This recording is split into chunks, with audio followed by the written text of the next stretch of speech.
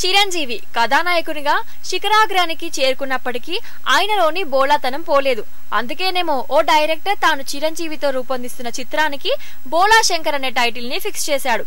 Star హీరోలు తమ cinema title నుంచి క్యారెక్టర్స్ ఫస్ట్ లుక్ వరకు ప్రతి అంశంలోనూ చాలా సీక్రెట్ మెయింటైన్ చేస్తారు. కానీ బోలా శంకరుని లాంటి చిరంజీవిని ఎవరైనా పొగిడితే చాలు ఉబ్బి తబ్బిపై తమ సినిమాల సీక్రెట్ ని చెప్పేస్తూ ఉంటారు.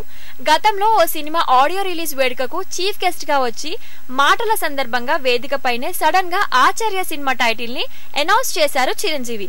ఇటీవల బాబీ డైరెక్షన్ లో తాము నటిస్తున్న సినిమా టైటిల్ ని కూడా సడన్ గా వాల్తేరు వీరయ్య అంటూ ప్రకటన చేశారు. రీసెంట్ గా Aha OTT Telugu Indian Idol mega ఫినాలేకి చీఫ్ గెస్ట్ గా పాల్గొన్నారు మెగాస్టార్.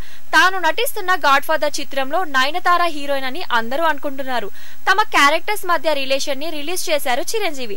తాను స్వయంగా టైటిల్ లీక్ చేసిన ఆచార్య ఫ్లాప్ కావడంతో ఈసారి రూట్ మార్చారు చిరంజీవి. ఆ వేదికపైనే ఉన్న గాడ్ ఫాదర్ చిత్ర సంగీత దర్శకుడు తమన్తో ఈ సీక్రెట్ ని లీక్ చేయించారు. గాడ్ ఫాదర్ చిత్రంలో చిరంజీవి నయనతార అన్నా చెల్లెలుగా నటిస్తున్నారని రిలీజ్ చేశారు తమన్.